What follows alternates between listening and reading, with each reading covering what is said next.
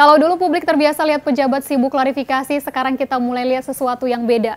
Bukan defensif, tapi responsif. Ceplas-ceplos boleh, tapi jangan sampai melemahkan tim sendiri. Satu mewakili pendekatan naratif dan framing, satu lagi mewakili pendekatan data dan transparansi.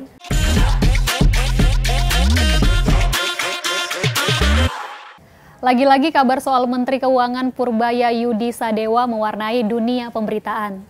Tapi kali ini bukan soal gebrakannya yang baru. Kayaknya udah biasa ya. Karena hampir tiap minggu kita selalu belajar ekonomi bareng Pak Purbaya lewat pernyataan-pernyataannya yang belak-belakan. Tapi kali ini yang disorot bukan isi kebijakannya, melainkan cara dia ngomong. Gaya komunikasi Purbaya yang ceplas-ceplos dan ala koboi belakangan dikomentari Komisaris Pertamina Hasan Nasbi karena dianggap bisa melemahkan konsolidasi pemerintah yang menggambarkan ketidakterpaduan antara menteri, bahkan berpotensi menimbulkan kesan tidak solid di dalam kabinet sendiri. Pertanyaannya, betulkah gaya komunikasi Purbaya ini berbahaya ke depannya? Dan ini tidak akan bertahan lama atau jangan-jangan betul bisa ciptakan baku tikam antar para menteri dan politisi? Kita bahas satu-satu. Hasan Nasbi bukan nama baru di dunia komunikasi publik dan politik Indonesia. Ia dikenal sebagai pendiri Pokmak Indonesia, sekaligus pengamat komunikasi politik yang sudah lama berkecimpung dalam strategi kampanye. Selain itu, Hasan juga sempat menjadi juru bicara tim kampanye nasional Prabowo Gibran pada Pilpres 2024. Namanya makin dikenal publik ketika Presiden Prabowo Subianto menunjuknya sebagai Kepala Presidential Communication Office atau yang biasa kita kenal sebagai Kepala Kantor Komunikasi Presiden, yaitu pada Agustus 2024. Sosoknya dikenal cerdas, lugas, dan berani bicara, namun gaya komunikasinya yang spontan seringkali memunculkan kontroversi. Salah satu yang paling ramai adalah komentarnya soal kiriman kepala babi ke redaksi Tempo. Waktu itu Hasan merespons dengan kalimat, "Ya sudah, masak saja kepalanya." Ucapannya langsung menuai kecaman publik. Banyak yang menilai sebagai pejabat negara, Hasan seharusnya lebih berhati-hati dalam komentarnya. Ia kemudian mengklarifikasi dan menjelaskan bahwa maksud ucapannya bukan untuk menyepelekan teror, melainkan menekankan agar publik tidak ikut panik. Beberapa hari kemudian, Hasan mengumumkan pengunduran diri dari jabatan Kepala PCO lewat video pernyataan. Dalam video itu, ia mengatakan, "Keputusan ini bukan karena emosi, tapi karena pertimbangan matang. Kalau saya merasa tidak bisa memberi yang terbaik, maka saatnya turun dari lapangan dan beri kesempatan orang lain." Namun pihak istana menegaskan, Presiden Prabowo meminta Hasan Nasbi tetap melanjutkan tugasnya dengan pesan agar apa yang harus diperbaiki, segera diperbaiki. Ia pun sempat kembali aktif menjalankan peran komunikasinya hingga akhirnya pada September 2025, Presiden Prabowo menunjuk Anggaraka Prabowo sebagai Kepala Government Communication Agency, lembaga penerus PCO. Kini Hasan Nasbi menjabat sebagai Komisaris PT Pertamina berdasarkan SK Menteri BUMN tertanggal 11 September 2025. Artinya, meski tak lagi di lingkar istana, Hasan tetap berada di posisi strategis pemerintah, terutama di sektor ekonomi dan komunikasi publik. Nah, sekarang kita ngomongin sosok Purbaya Yudi Sadewa.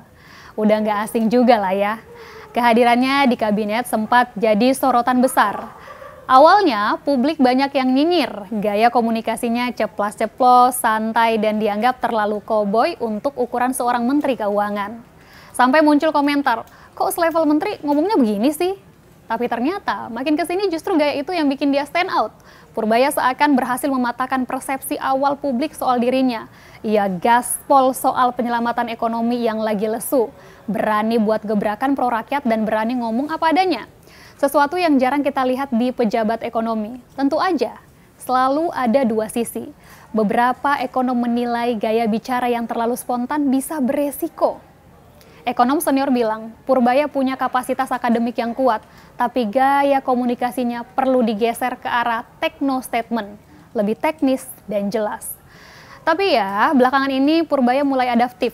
Dan menariknya, meski awalnya penuh kritik, publik mulai pelan-pelan berubah nada. Berdasarkan data internal LPS yang dikutip Purbaya, indeks kepercayaan konsumen terhadap pemerintah disebut naik ke angka 130,6 pada Oktober 2025 dari sebelumnya di angka 117,3. Artinya, sentimen publik makin membaik. Hal yang sama juga ditunjukkan dari analisis media sosial Drone Emprit. Mereka mencatat meskipun di awal pelantikannya sentimen publik cenderung negatif karena gaya komunikasi yang keras dan blak-blakan, tapi dalam beberapa bulan terakhir mulai muncul narasi baru. Optimisme publik terhadap arah ekonomi membaik, jadi bisa dibilang dari yang awalnya dianggap menteri gaya koboi, Purbaya perlahan mulai diterima publik, bukan karena ia berubah total, tapi karena publik mulai paham tujuan dari cara bicaranya. Kedua sosok yang baru kita ulas ini belakangan lagi mencuri perhatian publik. Bukan karena jabatan atau programnya, tapi karena adu pantun politik soal gaya komunikasi. Awalnya datang dari Hasan Nasbi. Dalam podcast pribadinya, Hasan menyinggung gaya komunikasi Menteri Keuangan Purbaya Yudi Sadewa yang dinilai terlalu ceplas-ceplos di ruang publik. Hasan Nasbi bilang, kalau sesama pejabat pemerintah nggak bisa terus-menerus baku tikam di depan umum, itu justru melemahkan pemerintah. Kalau mau koreksi, lakukan di ruang tertutup, karena kalau dilakukan di ruang terbuka, yang diuntungkan itu orang-orang yang memang nggak suka sama pemerintah. Ia lanjut dengan nada reflektifnya, kalau ini dibiarkan, nanti publik lihat pemerintah nggak solid. Menteri debat sama gubernur, antar pejabat saling sindir itu bisa bikin masyarakat kehilangan respek. Ceplas-ceplos boleh, tapi jangan sampai melemahkan tim sendiri. Hasan Nasbi bahkan menyindir fenomena pejabat baru yang viral karena gaya bicaranya, bukan karena hasil kerjanya. Katanya, awal-awal mungkin menarik, tapi lama-lama publik bakal nanya hasilnya mana, bukan omongannya. Pernyataan itu langsung menyebar cepat di media sosial. Publik pun mulai memperdebatkan apakah Hasan Nasbi sedang kasih nasihat atau nyentil keras. Dan ternyata Purbaya nggak diam. Dengan gaya khasnya yang tenang tapi menusuk, ia menjawab langsung ke publik sambil menampilkan data. Ia bilang, orang bilang gaya saya menurunkan kepercayaan publik, tapi coba lihat datanya. Purbaya lalu menunjuk hasil indeks kepercayaan konsumen terhadap pemerintah yang dirilis Lembaga Penjaminan Simpanan. Katanya memang sempat turun pada Juli-September karena demo dan kebijakan fiskal yang lagi diuji publik. Tapi setelah ia tampil lebih terbuka dan komunikatif, indeks itu justru naik ke level 130,6 pada Oktober 2025. Kalau saya ceplas-ceplos, itu untuk menjelaskan bukan menakut-nakuti, ujar Purbaya. Ia menegaskan gaya komunikasinya bukan untuk cari sensasi, tapi memastikan masyarakat paham arah kebijakan. Saya memang dijuluki koboi, tapi yang saya lakukan justru mengembalikan kepercayaan publik. Itu bukan gaya pribadi, itu mandat dari presiden. Saya hanya menjalankan, tapi dengan versi yang lebih terbuka, katanya. Dan ya, publik langsung ramai lagi. Ada yang bilang ini baku pantun elegan antara dua orang cerdas. Yang satu bicara lewat teori komunikasi politik, yang satu jawab dengan data ekonomi. Tapi di balik semua itu, satu hal mulai kelihatan, bahwa komunikasi politik di era baru ini lagi diuji. Bukan cuma soal isi pesan, tapi bagaimana pesan itu sampai ke publik dan seberapa besar efeknya ke kepercayaan masyarakat. Kalau kita lihat dari luar, kelihatannya Hasan Nasbi dan Purbaya saling sindir. Tapi kata pakar komunikasi politik, kita nggak bisa buru-buru simpulkan ada kepentingan pribadi di balik itu. Untuk tahu apakah ini soal ego atau sekedar beda gaya, katanya kita harus lihat dulu apakah ada yang merasa tersaingi. Karena di era media baru kayak sekarang, siapapun bisa tampil jadi dewa di ruang publik, asal pandai memainkan isu dan gaya bicara yang nyantol di masyarakat. Tapi secara substansi, komunikasi politik bilang nggak ada yang salah, selama yang disampaikan itu membongkar sesuatu untuk kepentingan publik. Apalagi dibungkus dengan gaya komunikatif dan populis, itu justru baik. Karena publik sekarang butuh pejabat yang berani ngomong apa adanya, tapi tetap berbasis data, bukan drama. Nah, kenapa Purbaya bisa berani ngomong seterbuka itu? Apalagi kalau kita lihat ini fenomena balas pantun antara Hasan Nasbi dan Purbaya. Sebenarnya itu hal yang wajar di era demokrasi, iya nggak sih? Hasan Nasbi ngomong dengan gaya sarkas, ya Purbaya menanggapinya dengan data.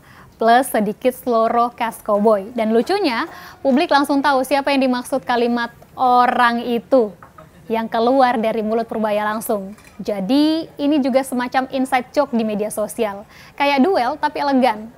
Lagian, Purbaya juga bukan asal bicara, ia menyampaikan apa yang memang menjadi arahan presiden, hanya saja dibungkus dengan gaya yang lebih cair. Kadang diselingi humor supaya publik tetap engage. Dan gaya kayak gini bukan hal baru. Kita sering lihat pejabat lain melakukan hal serupa. Pak Jokowi dengan aksi simboliknya masuk gorong-gorong. Bu Susi dengan jargon tenggelamkan. Ahok yang ceplas-ceplos, bahkan KDM yang sering tampil dengan gaya tegas dan terbuka. Semuanya itu bagian dari show of leadership, cara menunjukkan keberpihakan dan ketegasan di mata rakyat. Tapi pertanyaannya, apakah gaya komunikasi Purbaya ini bisa berbahaya? Beberapa pengamat komunikasi bilang, enggak, selama yang disampaikan itu untuk publik, bukan buat gaya-gayaan. Ya itu bakal aman, apalagi kalau tujuannya untuk mempercepat kinerja pemerintah, memperbaiki sistem, dan menumbuhkan kepercayaan publik. Kalau dulu publik terbiasa lihat pejabat sibuk klarifikasi, sekarang kita mulai lihat sesuatu yang beda. Bukan defensif, tapi responsif. Dan itu yang lagi dicoba oleh Menteri Keuangan Purbaya Yudi Sadewa. Ketika dikritik soal gaya komunikasinya yang ceplos-ceplos, Purbaya nggak marah, justru jawab pakai data. Ia tampil di depan publik bukan buat menangkis, tapi menjelaskan. Contohnya waktu ia menyinggung soal indeks kepercayaan konsumen terhadap pemerintah yang naik dari 117 ke angka 130-an di Oktober 2025. Artinya apa? Kepercayaan masyarakat terhadap kebijakan ekonomi pemerintah justru meningkat, bukan turun seperti yang dituduhkan. Langkah kayak gini sebenarnya menarik, karena di tengah krisis kepercayaan publik dan derasnya opini di media sosial, pejabat yang berani tampil dengan data adalah bentuk komunikasi baru pemerintah modern. Tidak sekedar menenangkan publik dengan kata-kata, tapi juga memberi bukti empiris. Namun di sisi lain gaya ini juga menantang, karena dalam politik komunikasi, data nggak selalu cukup untuk mengalahkan narasi. Ada kalanya publik lebih cepat percaya pada gaya bicara ketimbang isi pesan, dan disinilah Hasan Nasbi dan Purbaya jadi dua wajah yang saling melengkapi. Satu mewakili pendekatan naratif dan framing, satu lagi mewakili pendekatan data dan transparansi. Kalau dipikir-pikir, keduanya justru memperlihatkan dua kutub penting dalam komunikasi publik hari ini, emosi dan logika. Hasan bicara soal rasa agar pemerintah solid, tampil kompak dan menjaga persepsi. Purbaya bicara soal logika bahwa yang penting rakyat paham arah kebijakan dan punya dasar percaya. Dan di tengah dua pendekatan itu, publik justru dapat pelajaran penting, bahwa komunikasi pemerintah bukan lagi soal siapa yang paling vokal, tapi siapa yang paling bisa bikin rakyat tenang. Karena ujungnya baik Hasan Nasbi maupun Purbaya sama-sama ingin satu hal yang sama. Kepercayaan publik jangan runtuh. Bedanya cuma yang satu pakai diksi, yang satu pakai data. Dua gaya ini meski tampak berseberangan, sebenarnya sama-sama bicara soal hal yang sama, kepercayaan. Satu menjaganya lewat disiplin komunikasi, satu lewat keterbukaan dan kedekatan dengan publik.